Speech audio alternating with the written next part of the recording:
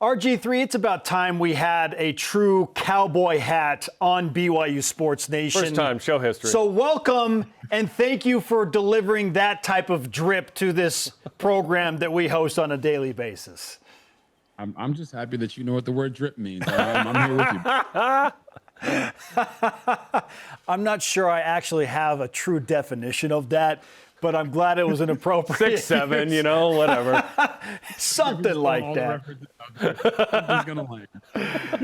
Oh, Robert, as you get set to call one of the more unique rivalries in all of sports, and certainly in college athletics, how do you approach the BYU-Utah rivalry and the understanding of it compared to some of the other big rivalry games that you have covered? Yeah, guys, I mean, first and foremost, the first thing I did this week was I didn't worry about the rosters, didn't worry about the schemes. I went and I watched a couple documentaries, okay? Nice. Because being a part of this historic rivalry, the holy war, church versus state, whatever you want to call it, it's special and it means a lot. So going from watching those documentaries and seeing like the history and why there is so much love and hatred, it makes you understand how you have to call this game, not with delicacy and you don't have to change anything, but it always helps when you can know the history and understand the history of something that I think is the greatest rivalry in all the sports. It's pretty awesome, and it's unique that you have coaches who have played for or coached for the other team. You have players who have transferred to the other schools who are significant in this game. It's brother against brother. It's really fun. What are you looking forward to the most about this particular matchup where both are ranked for the first time since 2009? Yeah, I mean, I think it's fair to say that this is the biggest holy war of all time. Both teams are in a power conference at the same time. Both ranked, both are in the hunt for the conference championship, and both are in the hunt to have a chance to play for a national championship. So I'm not just saying that to, boost the game or get excitement. I think it really is, and it's an honor to be a part of that. And then when you look at the teams, it's just a contrasting of styles. You'll probably hear me mention this on the broadcast, and I'm not afraid to give it to you guys and your audience. There's a little bit of, teacher student Mr. Miyagi going on here, where you got Kalani Sitake, who was with Kyle Whittingham and really grew as a coach underneath him, to see if the student can surpass the teacher here in this matchup. I know they won the last one, which we don't have to get into. I understand that there's some people who are upset with what happened last year, but we're not. I know you're not, but the scheme, the scheme of it all is so fascinating to me, because you have one team in BYU that has a sophisticated passing game, and then you have another team in Utah that has a very sophisticated running game. And that contrast of styles, I know the analytics and the stats say that both of these teams are really good at running the football. Both of these teams are really good at staying on the field. That to me is going to be the contrast. And of course, money down on third downs. BYU has been really great at getting teams off the field, and Utah has been the best in the country at staying on the field. So that contrast is going to be something that has to give. But ultimately, I am a quarterback, and I do think it comes down to the play of the QBs. He is Robert Griffin III, RG3, set to call BYU and Utah on Fox on Saturday night. Let's talk about some of the specific advantages that both of these teams might have when we get to the actual game, Robert. So let's start on the BYU side. Where do you feel like BYU, whether it's eye test or statistically, has an advantage? And also, inversely, where does Utah have an advantage in this matchup? Yeah, I think when you look at it by position at running back, BYU probably has the advantage with LJ Martin. Downhill, one-cut running back. A load to tackle. I like to call him a guy that just consistently gets better the more carries that you give him. Defensively, I also think for BYU, the fact that they run so many different coverages and fronts to mix it up could be something that gives Utah a little bit of trouble. Whether they're playing man cover 3, they have a bunch of cover 2 shell structures, including 2-man that they can run to kind of make the quarterback have to think a little bit more in the passing game. And then when you look at it from Utah's perspective, they're going to read everybody with Devin Dampier at quarterback. They're going to read the 3 technique. They're going to read the backside defensive end, the front side defensive end, the blitzing linebacker, the grandma in the stands. It doesn't matter. They've got schemes. They've got schemes and platforms that they can do a bunch of different things in the running game, which can neutralize a pass rush, can neutralize your ability to be aggressive as a defense. But what I think the game comes down to is Bear Bachmeier, your quarterback, and him being able to beat man coverage. Because there's one thing that Utah is going to do is they're going to bring pressure, and they're going to play a ton of man. So if Chase Roberts on the outside and Parker Kingston on the outside can win their one-on-one matchups against a really good Utah secondary, and Bear can deliver those strikes like he did last week to Kingston on that deep cross spear type of concept and hit him right in stride on the money, that's what to me is going to be able to break open the game and allow them to run more of their concepts. Because one thing I have noticed through the film study is that BYU is much more effective and Bear is much more effective with play action pass than he is with drop back pass.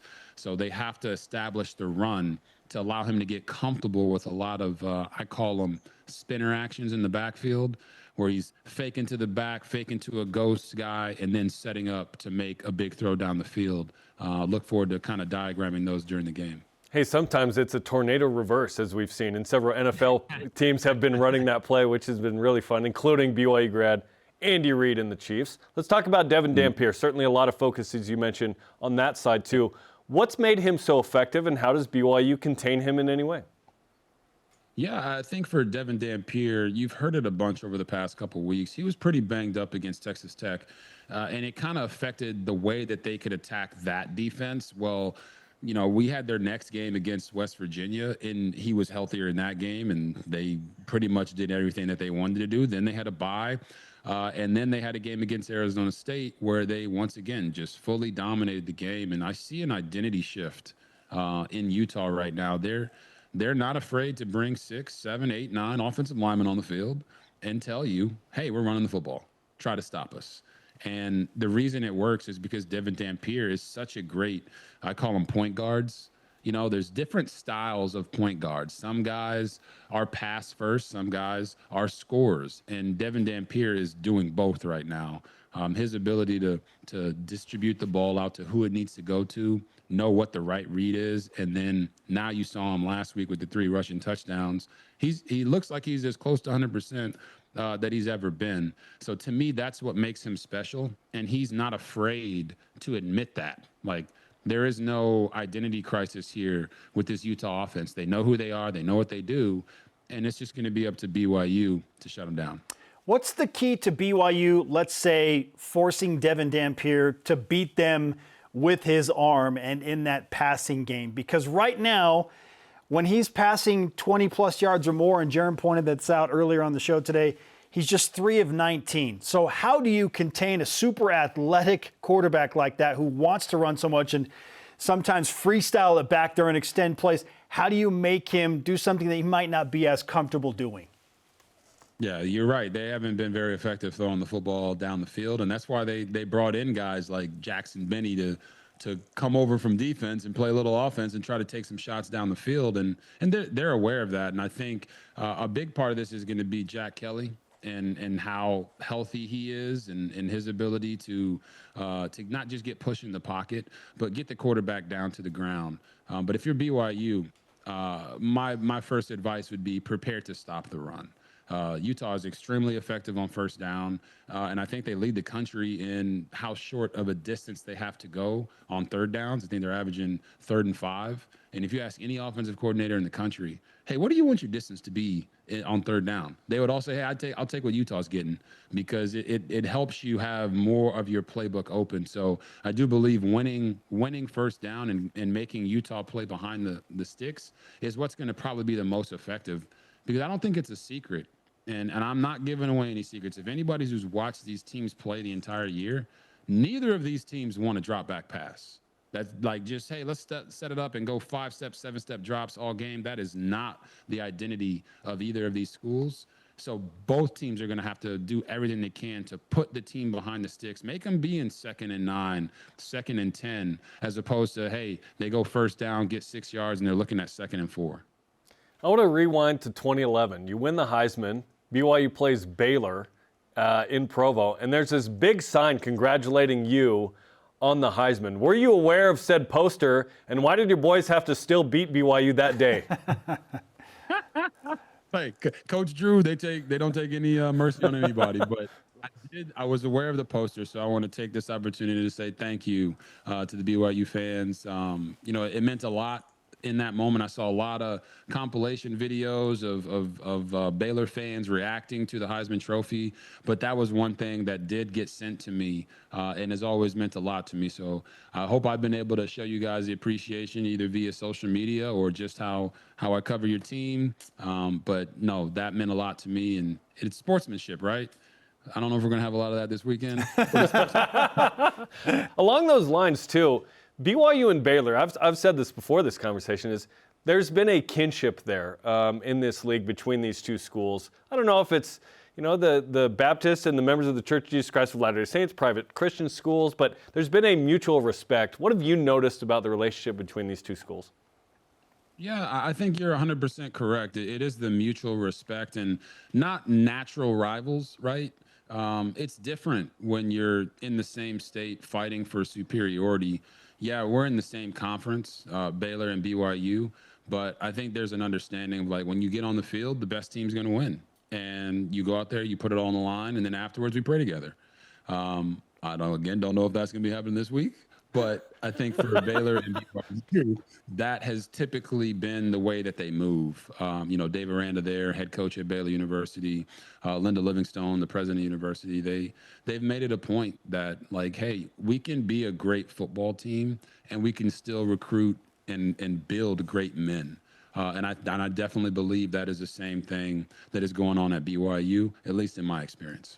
We're talking with RG3 on BYU Sports Nation. In line of this respect conversation, Robert, what in the world does the Big 12 have to do as a conference to garner more national respect? Because I'm looking at the differences between the SEC and the Big 10 and the Big 12. And while the SEC does have a strong case this year, it doesn't feel like it's that different between the Big 10 and the Big 12 from top to bottom. So how does the Big 12 make a stronger case that they deserve more respect? I think when you look at it from a national standpoint, it's going to have to come from getting to the college football playoff and having extreme success for multiple years.